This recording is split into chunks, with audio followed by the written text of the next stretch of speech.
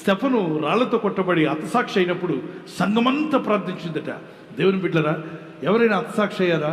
ఎక్కడైనా మరణించారా? హింస కలిగిందా? పర్సిక్యూషన్ జరిగిందా? అటువంటిప్పుడు చూస్తూ ఊరుకోవద్దు. సంగమా, కలిసి ప్రార్థించండి, పట్టుదలతో ప్రార్థన చేయండి. మనకు దేవుడిచ్చిన ఆయుధం ప్రార్థించుట. న్యాయం జరగాలని ప్రార్థించండి. ప్రవీణ్ పగడాల గారు వారి విషయంలో న్యాయం జరగాలని ప్రార్థన చేస్తున్నాం. అందరూ ప్రార్థిద్దాం. ప్రతి సంఘము ప్రార్థించాలి.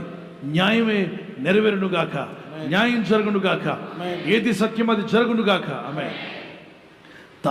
తాగేవారు ఉంటారని అక్కడక్కడ వింటాం, కానీ దారి పొడవును తాగేవాడిని ఎప్పుడైనా విన్నారా? ఏమి కల్పిస్తున్నారండి.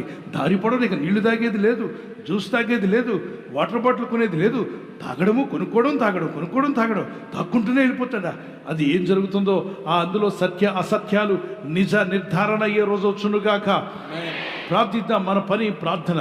ఎవరిని ద్వేషించొద్దు. మనం ఎవరిని ద్వేషించడానికి లేము. అందరి కొరకు ప్రార్థించమన్నాడు. శత్రువుల కొరకు కూడా ప్రార్థించమన్నాడు. నిన్ను వ్యతిరేకించే వారి కొరకు ప్రార్థన చేయమన్నాడు. నిన్ను హింసించే వారి కొరకు ఏం చేయమన్నాడు? ప్రార్థన చేయమన్నాడు. మనకిచ్చిన బాధ్యత ప్రార్థిద్దాం.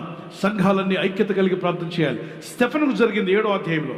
10, 11, 12 అధ్యాయంలోకి రాగానే పేతురును కూడా తీసుకువెళ్ళి జైల్లో వేసినప్పుడు సంఘమంతా అత్యాశక్తితో ప్రార్థన చేశారట.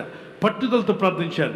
దేవుని బిడ్డలారా, దేవుడు తన దూతలను పంపించి పేతురుకు విడుదల దయచేశాడు. భక్తి కలిగిన ప్రజలందరూ కూడా ప్రార్థన చేయండి. విశ్వాసంతో ఉండండి.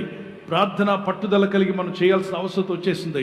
మన రాష్ట్రం కొరకు, మన దేశం కొరకు, తెలంగాణ కొరకు, ఆంధ్రప్రదేశ్ కొరకు, సౌత్ ఇండియా, నార్త్ ఇండియా, అలాగే అధికారుల కొరకు ప్రార్థించాల్సిన అవసరం మనకుంది.